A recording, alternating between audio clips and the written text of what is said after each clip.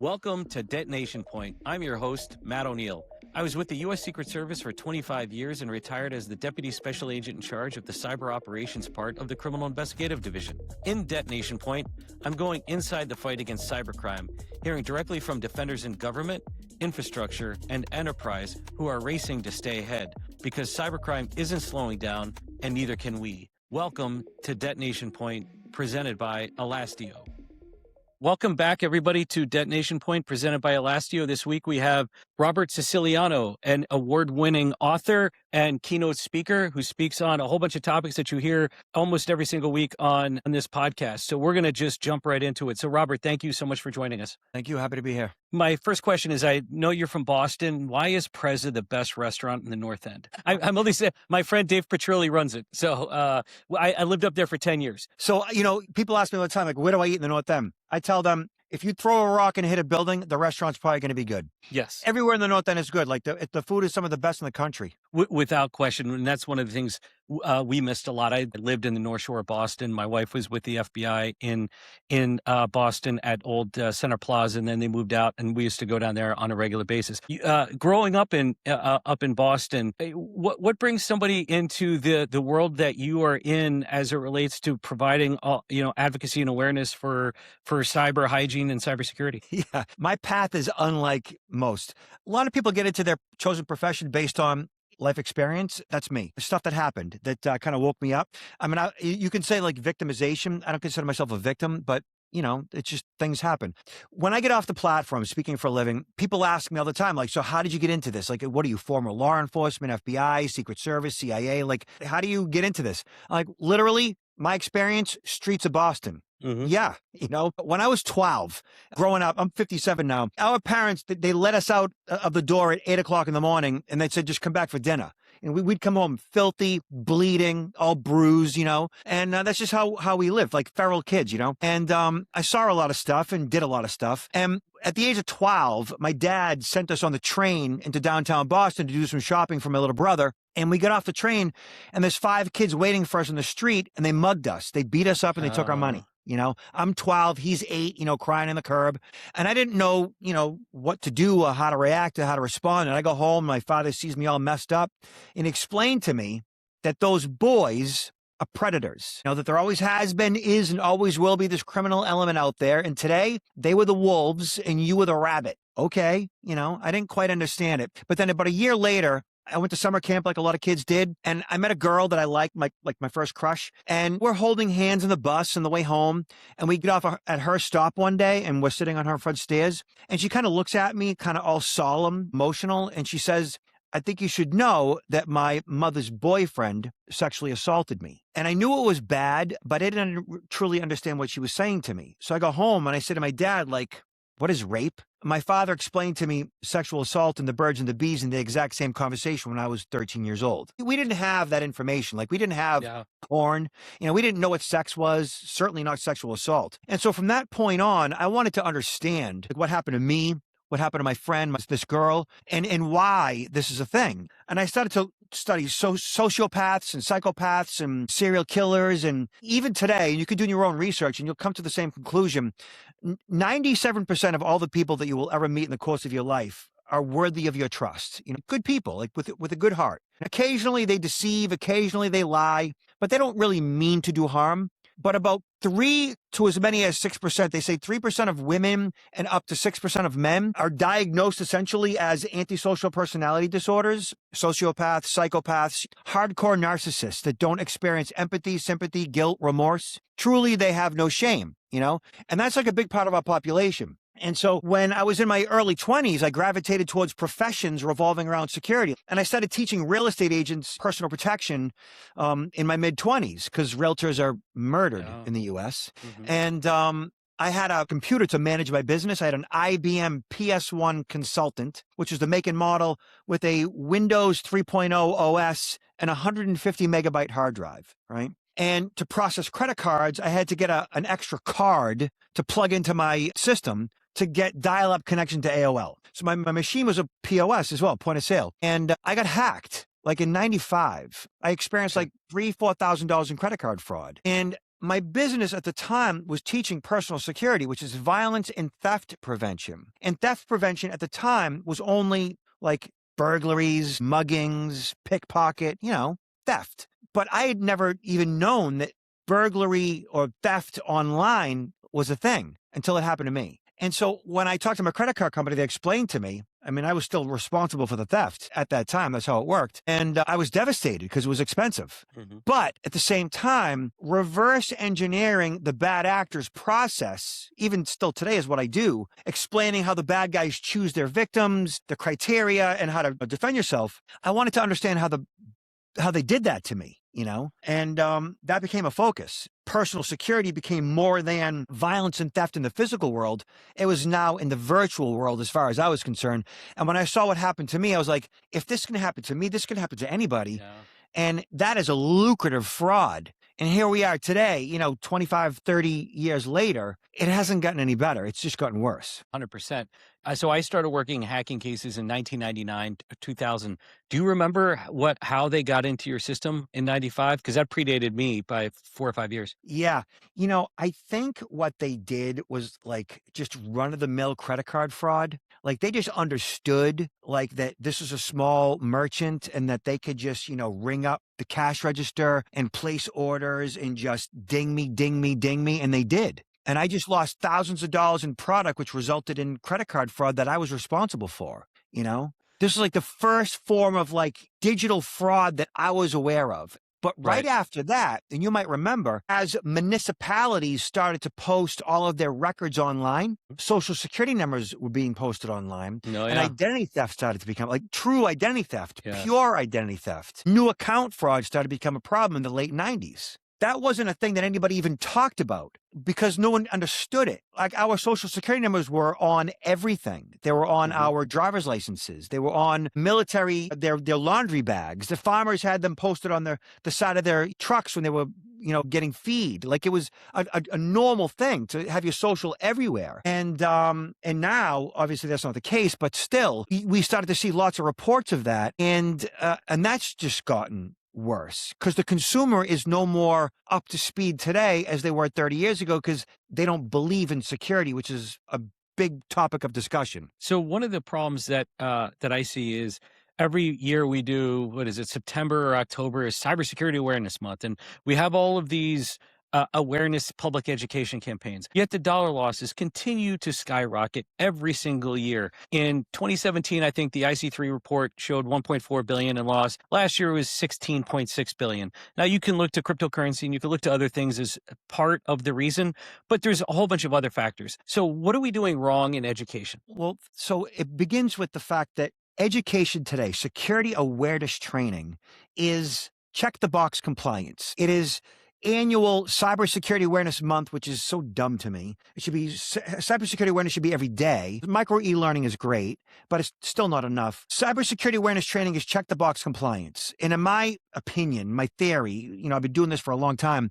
it's putting the cart before the horse. You're telling the employee, look, do this, don't do that, based on pre-programmed e-learning, a talking head animation that's talking at the employee. And then they're saying, okay, and then don't click these links and then you should be fine. Okay, check the box, we are compliant. And the employee's like, all right, how did I do?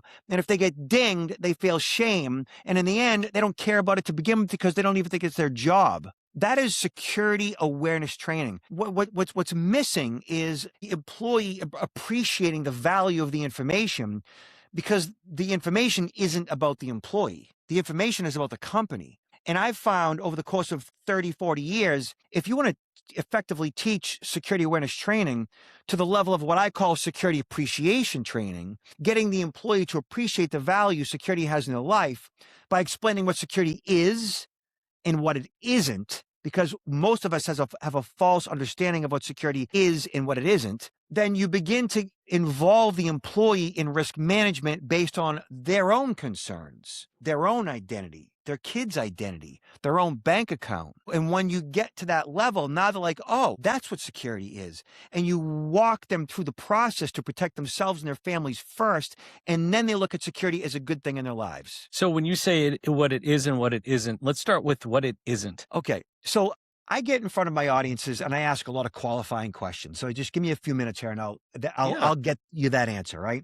Yeah. And in this process, like I asked them, like, so how many of you can honestly say, and this is like, live in front of 150, 500 people, how many can honestly say that you use a different passcode for all your critical accounts? If I get 10 to 15% of the room, that's a lot, which Right. means 85% are using the same passcode across critical accounts. Right? Sure. Next question. How many of you are using two-factor authentication across all your critical accounts, including email at work and at home? Uh-huh. If I get 20% of the room, that's a lot, which Yep. means 80% aren't using two-factor authentication.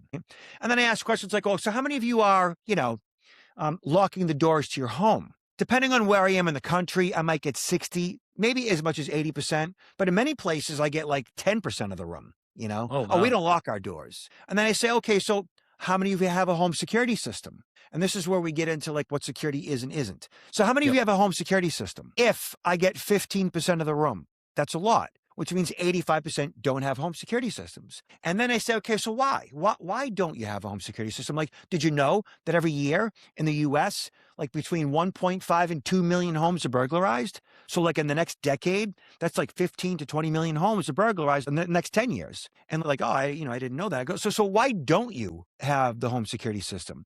And the common answers are, oh, well, we don't have a home security system because we have insurance, as if Okay. insurance is going to protect you at 3 a.m. Yeah. Right. And then, oh, we don't have a home security system because my husband says if they're going to break in, they're going to break in. There's not much we can do, which is Oh, fatalist, which I Yeah. hate that. That fatalist attitude just angers me. But the most common answer that I get is, oh, well, we don't have a home security system because I don't want to live like that.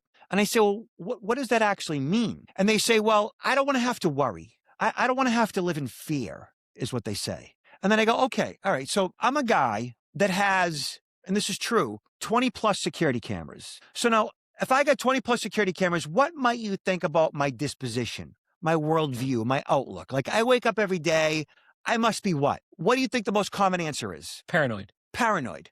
And they Yep. go, yes, paranoid. You're paranoid. Because most people look at security as paranoia. Paranoia is a mental health disease. We know this. It's a disease of the mind. People who truly have paranoia do truly believe that others are out to get them. They are looking over their shoulder. They experience fear on a consistent basis. They are at odds with their universe. Whereas risk management, security is about being in control or working towards control, whereas paranoia is effectively out of control. And if you think that security is paranoia, why would you ever want any security in your life? If it's about worry and fear, which is how most people view security, which is the problem. That's where it Right. begins. And so how are you supposed to change a culture of security when the majority of the culture believes that security is a bad thing to begin with? Yeah, those statistics are crazy to me. Being a former federal law enforcement, like to me, I like peace of mind. I have security cameras, alarms. I wouldn't even think otherwise. Live in a nice neighborhood. My door's locked all the time. To live like, whether you want to say head in your sand, blissfully ignorant, like to me, that's just crazy. But those statistics are nuts. So how do you get them to flip the script and say it's not paranoia, it's preparedness? When companies hire me, they say like, "Look, we just want our people to care. Yep. That's all we want. We just want them to care about security because the whole compliance thing isn't really working. We just want them to care, to look at security as a good thing." And I said, well, okay, I could do that. And so when I walk in the room, this is what I walk into. I'm introduced and I look out in the audience and everybody's crossing their arms and looking at me with a scowl on their face. Seen that look? Yep. Yeah. Okay, security guy, what are you going to tell me that I don't already know? I got stuff to do. I got to get back to work. My boss made me be here. This is not something that I want or need. I know what I'm doing. And so as I'm asking all these various questions about, passwords and two-factor authentication and pointing out that, oh, did you know that there's like 15 billion stolen credentials on the dark web? 15 billion. And I show them, like, I'll go to the dark web and I go to Russian hacking forums and I'll show them raw credentials for sale. And they're like, oh, whoa, like that's who I didn't know that. So that's why I have to have a different passcode across multiple accounts, because the passcode that I used 20 years ago that I'm still using is on the dark. Oh, well, that makes sense to me. And so now what happens is those arms begin to go down by their side, right? and they literally begin to lean in, like physically lean into the conversation. And that scowl goes away and their eyes kind of wide open a little bit. And so like now they're like interested in what you have to say. And as the arms go down and they lean in, the hands begin to go up because now they got questions. Now we start engaging in a dialogue, which is what security awareness should be. Security awareness is not being talked at or talked to. It is not an animation or a talking head on a pre-recorded video. It's a dialogue that you have with the people in your lives. If your daughter is going off to college, knowing that, and we should know that 25% of college-age young women are sexually assaulted at school, that's an uncomfortable statistic. It's an uncomfortable conversation, but it's a necessary conversation that we have with our daughter due to the fact that she is going to likely be consuming alcohol and sometimes too much of it and end up at a frat party where sometimes things can happen and they do. And so that conversation that we have with her is about understanding and recognizing risk, about being personally responsible for yourself and recognizing risk in others. And by having these uncomfortable conversations, we begin to look at security as a good thing that's meant to protect ourselves and our loved ones, not as something about fear and worry and paranoia and as a bad thing. And so as you engage your learner, employees in this manner and you humanize security in such a way where this is about you, it's about protecting yourself and your data and your dollars and your loved ones.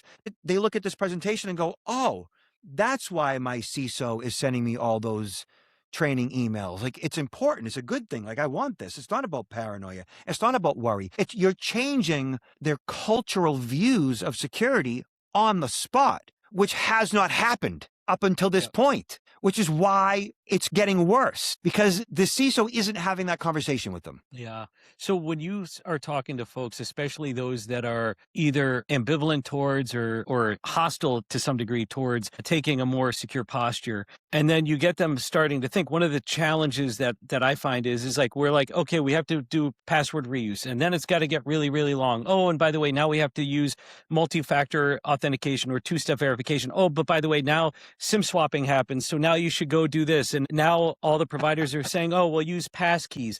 And even to me, it's like, man, your head starts to explode. And like, where does it end? What would you say to somebody like, is SMS, or if once you explain it to them, is that enough? Should I be using an authenticator app? I always tell people, and I'm curious what you think, is if it's the information is valuable, if it's your money or your information, your bank accounts, your email accounts, things that could really hurt you, then you need to take whatever maximum step is. All the other stuff, don't really care nearly as much about. Do you agree? Where do you stand? So I sense the overwhelm in your own voice, right? Yeah. Oh, to just try to explain it to people, it's just, like, what should I do? It's like, well, I tell my audiences this, plain and simple. I can make you the top 10% of secure Americans. It's that easy. It truly is that easy. And I tell them, like, look, I got a 17-year-old daughter. I got a 20-year-old daughter. I've been married for 25 years. I'm full. Like, I can't put anything else in this head of mine, right? And I'm not going to engage in overwhelm too much. Like, I got too much information coming at me already. I'm at capacity. So it's got to be easy, or it's got to be, it can't be too inconvenient, or I'm not going to do it. Yeah. So everything I speak to is relatively easy. First and foremost, a password manager makes your life easier. It truly does. Like, it gets you right to that URL, plugs in your username and your passcode in, fills out forms, two-factor authentication, bang. Once you set it up, like, it's quick and easy. It actually saves you time, which ultimately is money. Like, once you do these basic things, you truly are in the top 10% of secure Americans, because less than 10% are using a password manager to begin with. Right? I don't change passcodes. My passcodes have been the same for a decade. Why? Because they're all different. I never use the same passcode twice. My password manager knows them. I don't know them. I don't need to know them. If there's a data breach, that company is generally going to push out an alert saying it's time to change your passcode. Fine. Otherwise, my uppercase, lowercase numbers and characters that have been the same for 10 years for that particular account are different across all my accounts are fine, And then from there, they're like, oh, that's easy. I can do that. Bang, password managing issue is solved. What's next? And now they want to know. And then you get into all the basics, updating your hardware, updating your software. Yes, SIM swapping is a thing, but as long as you're using two-factor authentication for email, not using the same passcode for email as you are for 30 other accounts. SIM swapping is a little bit harder to accomplish because they usually start by compromising your email and then changing your passcode and then swapping out your SIM. Can they still swap out your SIM? Yeah, but there's other things that you could do to backstop that as well, and I talk about that. So you make it as easy as possible for the employee so they can protect themselves first, because my philosophy is and has always been that all security is personal. And when you go from that perspective, essentially that the core belief that people protect what they love, right? Yep. By teaching someone to secure their child's digital footprint, their own identity, right? Their own data, their own dollars, you create more secure employees at work. I call this the strategic human firewall. We all know what a firewall is, or basically what a firewall is. And a strategic human firewall is designed to block deception. You know, it's a governance, it's a mindset that turns us as consumers, as employees, from passive targets, which is what most of us are, right, to active detection layers. It's a shift from I trust what I see by default to I verify everything. You know, like when I talk to security professionals like yourself, like we look at security as a good thing. We eat good foods, nourish our bodies, getting a good night's rest, maintain as much emotional stability in our own personal lives and in our relationships. We maintain our positive mental health, like we work on ourselves. And security is part of that process that most people don't look at as even something that they should be engaged in at all to begin with. And so when you're a thinking person like you are, like most of us should be or could be, then security becomes more natural in that regard. It's a part of our development. On the hierarchy of human needs, at the base of the triangle, is our physiological needs. Right above that, safety, security, stability, structure, protection. Like it's part of survival. It's everything. And when you break it down in that way, they're like, this is a good thing. I want this. I need this, like more of that. Yeah. And so what you wind up doing in effect is you teach them how to protect themselves, which then will then transfer over to protecting an organization because it's the same, you're running the same plays essentially. One of the things that was interesting, I agree with you on SIM swapping, and there are things to do, just letting them know. One of my favorite stories is my dad has a book and his passwords, and his passwords aren't his passwords. It's the family that lived next door to us in Kindred Street. This is in the 1950s in Philadelphia. The mom's name plus the running back of the Eagles in 1972 plus this, and he's got like 40 of these things. Like what is this? As some cipher code that somebody's gonna have to? It just makes me laugh because it's like, so what are you protecting? Somebody breaking into your house and stealing your password book and then looking at it going, oh my gosh, there's no way I'm going to be able to answer those questions.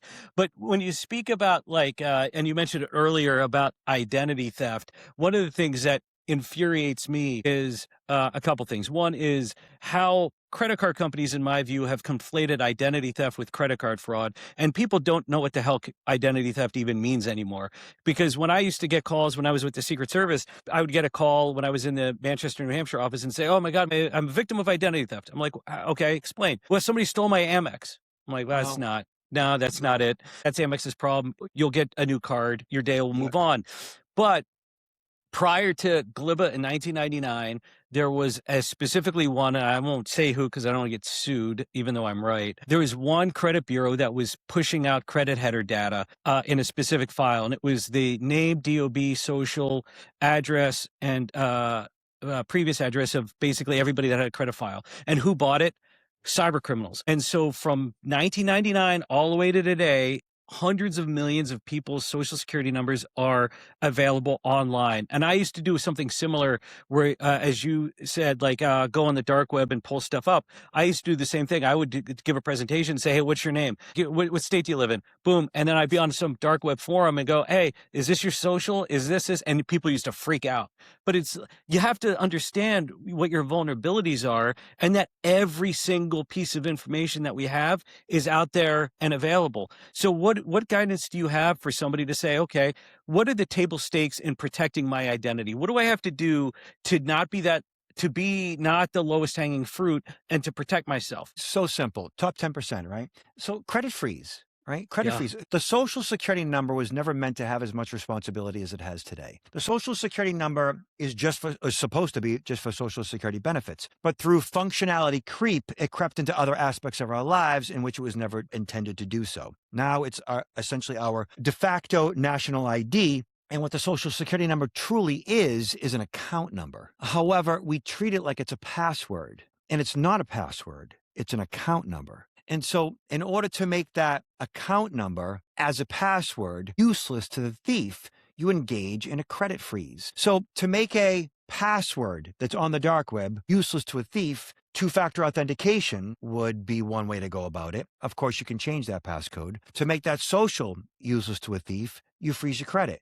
And once your credit's frozen, you now have control. Even if the bad actor has access to your social, which I've had criminal hackers email me my own Social Security number. Hey, security guy, here's your social, ha ha. Whatever. If they're flexing their muscle, show me how cool they are. Yeah. I could care less. I've had a credit freeze since 2008, which was when it was first available. And once your credit's frozen, now the bad actor who, essentially tries to open a line of credit under your name is bumped out because the lender can't get the credit scores. Therefore, they don't know what their, risk quotient is. So that's the end of that. The bad actor moves on to the next Social Security number in their list of the millions that they have access to. So when you explain it's about making the data that the bad guy already has useless to the thief, they begin to go, oh, so what are those necessary steps? Well, push notifications for credit card alerts, credit freezes for your identity, changing up your passcodes, two-factor authentication. These are generally tools that are available to us that are generally easy to use that effectively make you a tougher target, which is really the whole point. It's just small changes in behavior, small changes in lifestyle, not necessarily like upsetting the apple cart, but like doing things just a little bit differently. Because there always has been, there is, and there always will be, bad actors choosing their next victim. Our jobs are just to become that tougher target, to do little things, because they're going to choose somebody. You just want to make sure that when they choose you, that they're like, oh, he or she is a tough target. Let's move on to the next person. It's that axiom they talk about, like there's two guys in the woods and there's a bear. And so one guy figures out, like, I don't have to run as fast as the bear. I just have to run faster than you to get away. And so as long as you do the basic things, you're good. And once they start to see that, they want more security in their life because now it's not something they worry about that's fearful. It's about paranoia. It's overwhelming. It's actually, it's time management. It's saving time with password managers. It's doing basic things to protect you and your family and your kids. And it's a good thing. How frustrating is it for you that you have to go to 3 different credit reporting agencies or potentially 4 to freeze your credit at each of them individually? And shouldn't it be by default? It should be by default. The good news is once your credit's frozen, which itself can be 15 minutes per bureau, maybe more if there's any issues, if you have to get in the phone, but generally it's a pretty doable process at this point. But once it's frozen, you now have control. I will say this past fall, I bought my leased vehicle because I wanted it. I love it. And I sat down with the dealership to buy the leased vehicle, knowing that I'd be running a credit check, knowing that my credit was frozen, walking in with only my phone. And on my phone, I have the apps for Experian, TransUnion, Equifax. My password manager logs me into each of the apps. And when I asked the salesperson at the dealership to buy the leased vehicle prior to filling out the online application for credit, because I was going to buy it, it's a write-off. And it took me maybe 45 seconds per bureau to temporarily thaw my credit via the app, each app. And they only checked 2 different bureaus because it was the dealership. They knew which bureaus they check. I actually thawed my credit and applied for and was approved for a $45,000 loan in under 10 minutes. It's a lot better than it used to be. You said 2008, and I was right there with you. And you remember, first of all, you used to have to pay every time you froze or thought it, unless you're the victim of identity theft. And then you would have to go and get proof of that. And it was just maddening. I still think it should be by default, and I still think that there should be a way to do it. I actually did look into trying to create a company to enable people to have one big button where it's like freeze, thaw, all three plus iNovus all at once. And that's not going to happen because you had to have a durable power of attorney. I mean, it was just like, okay, so the next best thing is at least now you're not charging us and making money off of it. But when you have people in your audience, do they get confused between a credit freeze and a credit lock? So a credit freeze essentially is a credit lock. I think credit lock is just TransUnion's brand for a product that they sell, is what that I think lock is. But a freeze is a freeze. A lock is a lock. It's the same thing.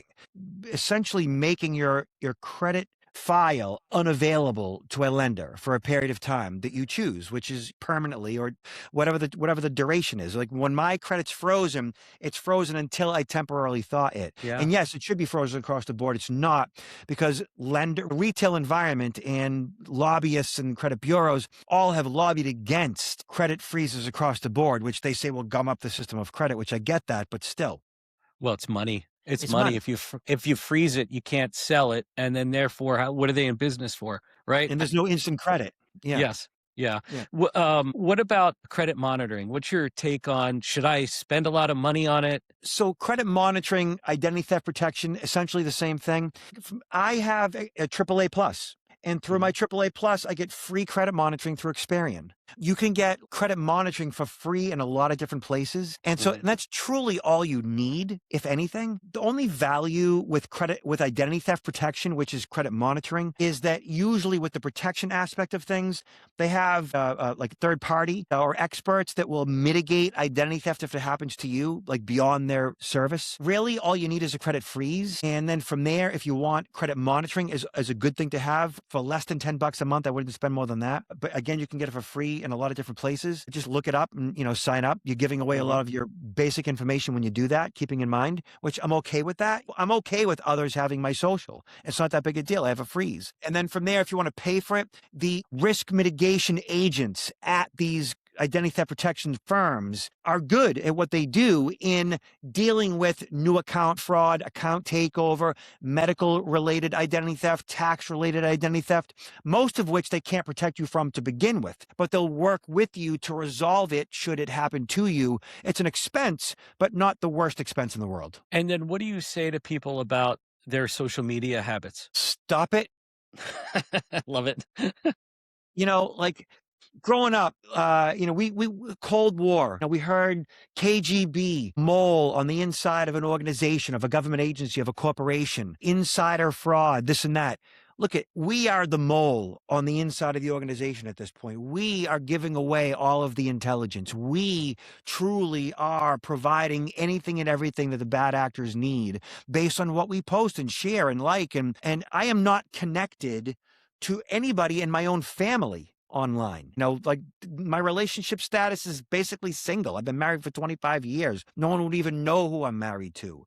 The same thing with my daughters, not connected with any of them online. Like I don't do any of that stuff. We just came back from 10 days in Mexico. Nobody knows I went to Mexico. I don't post that stuff online. I'm not telling you where I am or where I'm not. I don't do any of that stuff. I am posting every day, or my admin is posting every day, but it's like information about how to make you and your lives and your businesses more secure. It's security awareness stuff. I'm not posting my personal information. I'm not doing any of that. That's insane to me. But people still do it. They've been doing it. I've been saying for 20 years, you should not be posting your kids' information online because Photoshop can take those photos and put them on a naked woman. And now AI is doing that very efficiently. Yeah. One of the things that really opened my eyes was back probably about 10 years ago. I arrested a guy named Idris Soyemi who had in his email inbox about 5,000 credit reports that he was getting, because as you walk through the process, as you know, is better than anybody, get the DOB, social, all that stuff for a penny or two.